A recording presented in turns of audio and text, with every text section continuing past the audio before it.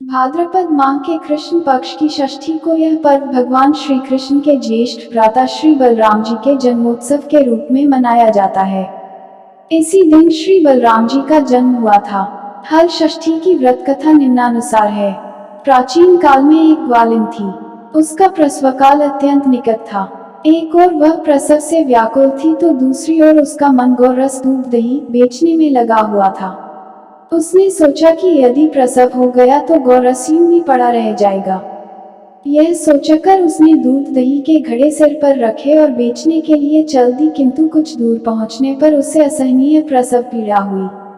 वह एक झरबेरी की ओट में चली गई और वहां एक बच्चे को जन्म दिया। वह बच्चे को वहीं छोड़कर पास के गांवों में दूध दही बेचने चली गई। संयोग से उस दिन हल षष्ठी थी। गाय भैंस के मिश्रित दूध को केवल भैंस का दूध बताकर उसने सीधे साधे गांव वालों में बेच दिया।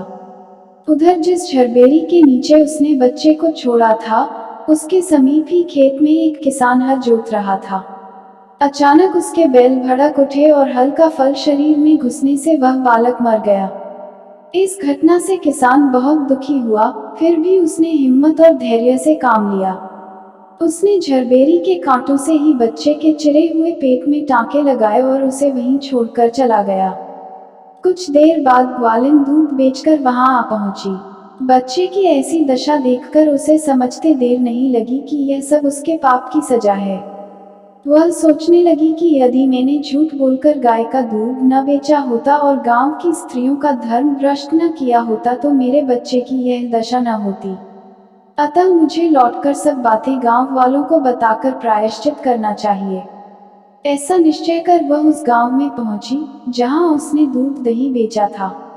वह गली गली घूमकर अपनी करतूत और उसके फलस्वरूप मिले दंड का बखान करने लगी। तब स्त्रियों ने स्वधर्म रक्षार्थ और उस पर रहम खाकर उसे क्षमा कर दिया और आशीर्वाद दिया। बहुत सी स्त्रियों द्वारा आशीर्वाद लेकर जब वह पुनः झरबेरी के नीचे पहुंची तो यह देखकर आश्चर्यचकित रह गई कि वहां उसका पुत्र जीवित अवस्था में पड़ा है। तभी उसने स्वार्थ के लिए झूठ बोलने को ब्रह्म हत्या के समान समझा और कभी झूठ न बोलने का प्रण कर लिया। यही है हलछट की कथा।